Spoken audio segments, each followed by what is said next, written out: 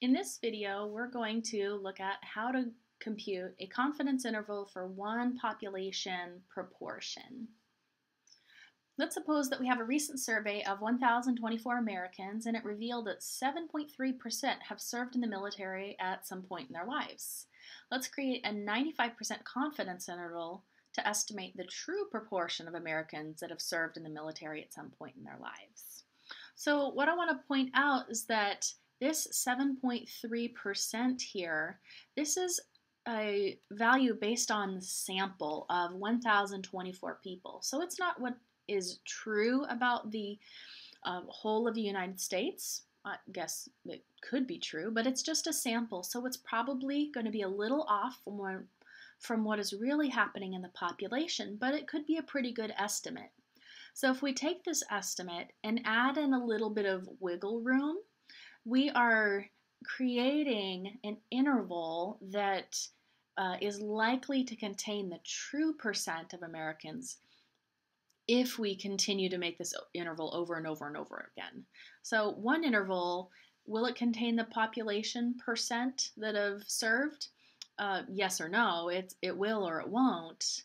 But this 95%, it means that if you make, let's say, 100 intervals, then about 95 of them would actually contain that true percent. So we still don't know what the true percent is. We just know the likelihood of the long run. Think of law of large numbers in a way, in the long run of capturing that true proportion. So a confidence interval will look like p hat plus or minus z star times the standard error of p hat. Now this is just one way to write out a confidence interval. Some other textbooks will say p hat plus or minus z times the square root of p hat times q hat divided by n. So I just want to point out how similar these are. Here's the p hat. They both start with a sample proportion.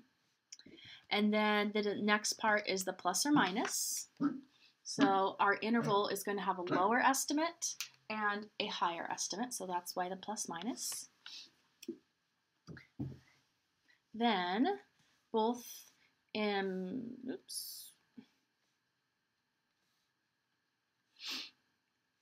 both intervals have a z star.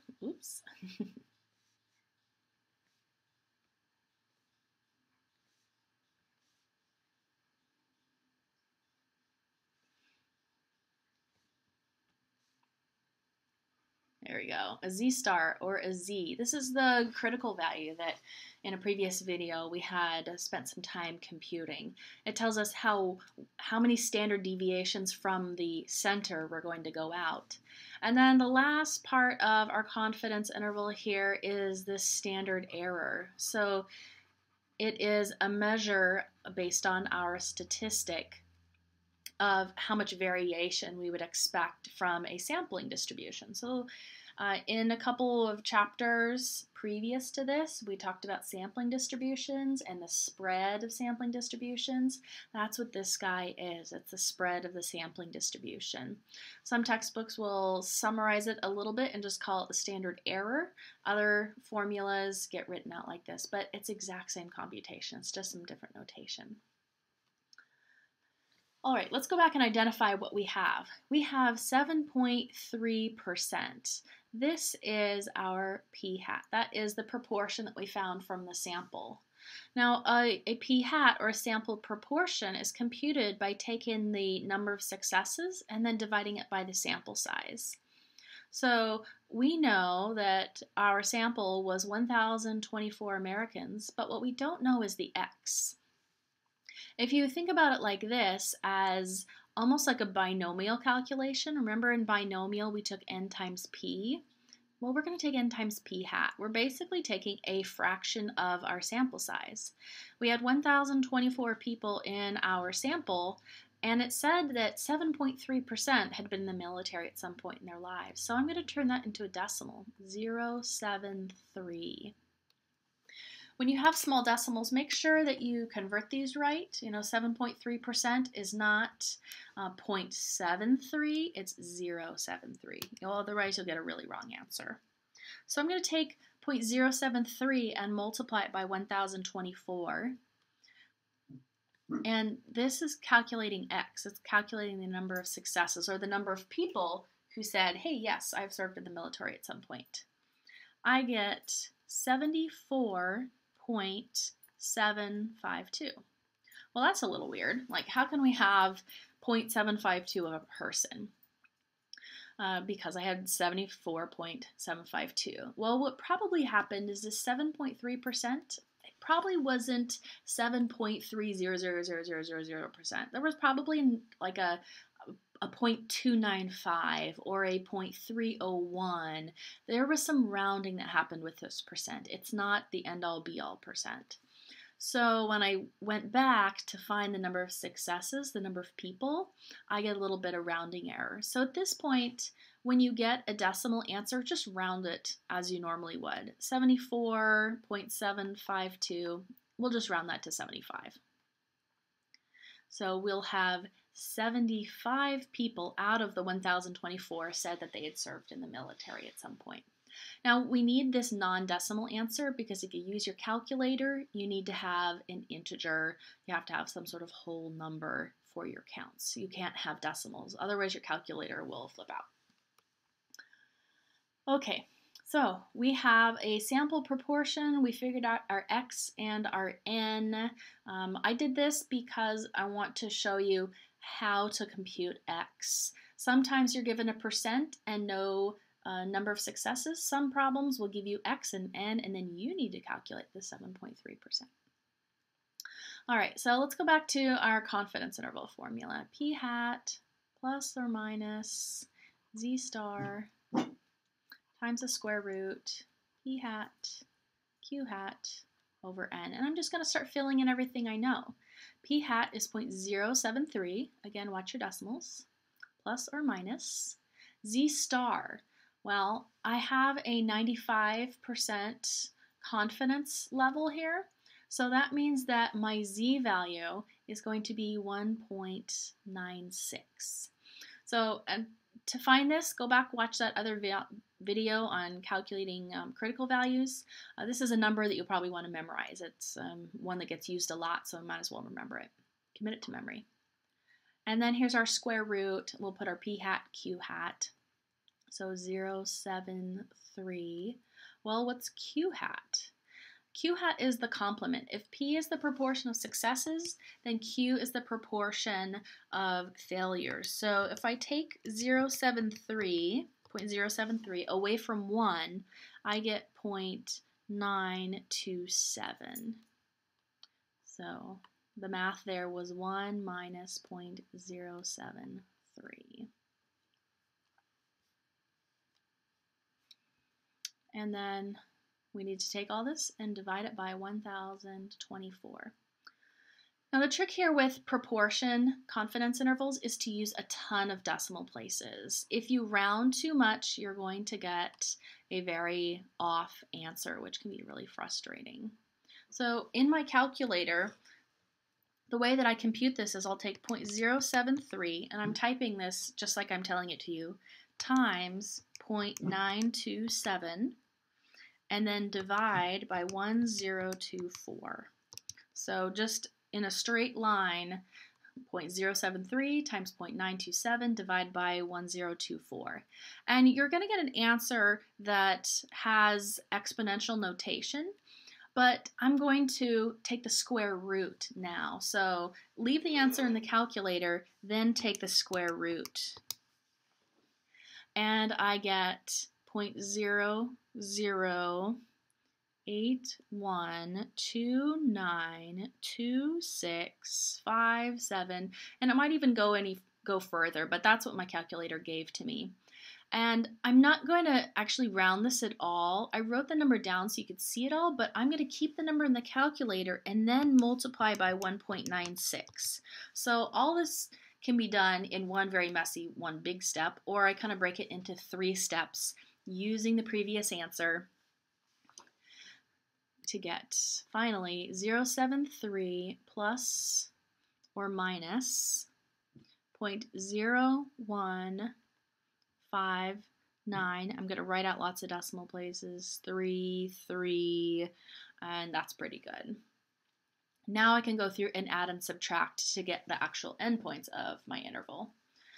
So the lower endpoint, I'll take 0.073 minus the 0.015933.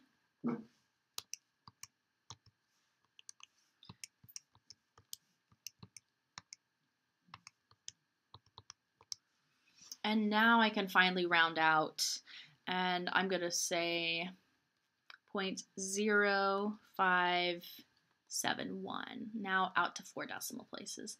We like to use 4 decimal places because it's a percent. You can move it over 2 spaces and then say 5.71%, and you still have 2 decimal places for your percent, which is nice.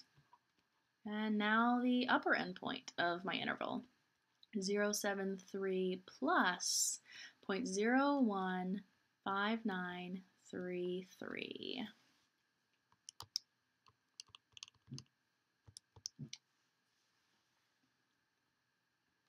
I get 0.0889, so that ends up being 8.89%.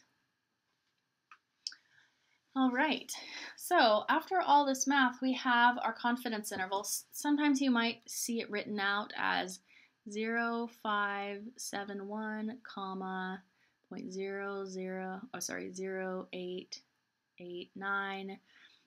You might see that interval with percentages. There's lots of different ways to do it. So the last part is the interpreting of this interval in a sentence. We are 95% confident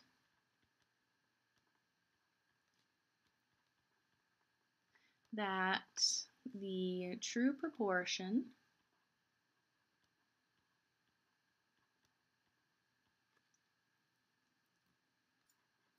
of all Americans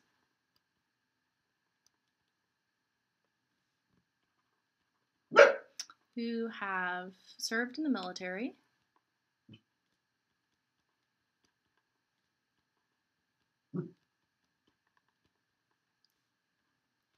is between 0.0571 and 0.0889. Alternately, if I said the word percent, maybe I would change these into their percent values. But the big idea of this interpretation is that you include your confidence level, you give the endpoints, and then along the middle, I just used the exact same terminology from the problem. All Americans who have served in the military. You know, that line, I just stole it straight from the problem. So don't try to reinvent the wheel too much. Oh, another important part is to say the 95% confident. You're not sure, it's using the word confident is emphasizing that you made a confidence interval, and that in the long run, if you made 100 intervals, 95 of the intervals that we make would actually capture that true population proportion. So the true population proportion, it might actually be 9%. This might be the interval that missed the true proportion, but we don't know it. We just know that 95 out of 100, which is a pretty good sign, pretty good percentage, would capture that true population proportion. All right, so one last bit. Let's do this on StatCrunch. Go back up and look at my numbers here. So confidence interval, we're going to go to stat and then proportion stats, one sample, and we have a summary because we're given a percentage, we have a success, we have a failure, we have the summary. The number of successes is 75. the number of observations, that's our sample size, 1024. We're doing a confidence interval, so select that button, and ours is 95%. And there's a couple different ways to do this, or just pick the standard one, and then push compute.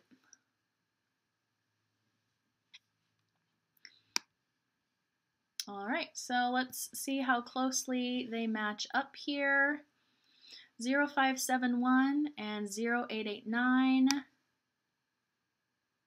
So 0573 is 0892. Oh, that's pretty close. We did do a little bit of rounding because of that 1.96. So that's pretty close to a good answer. It's just off a little bit in that 4th decimal place. And also it used 75 out of 1024. So we remember we had to round. We got 74 and change. Using that, it gets us a slightly different answer there. That is how you compute a confidence interval in StatCrunch and also by hand.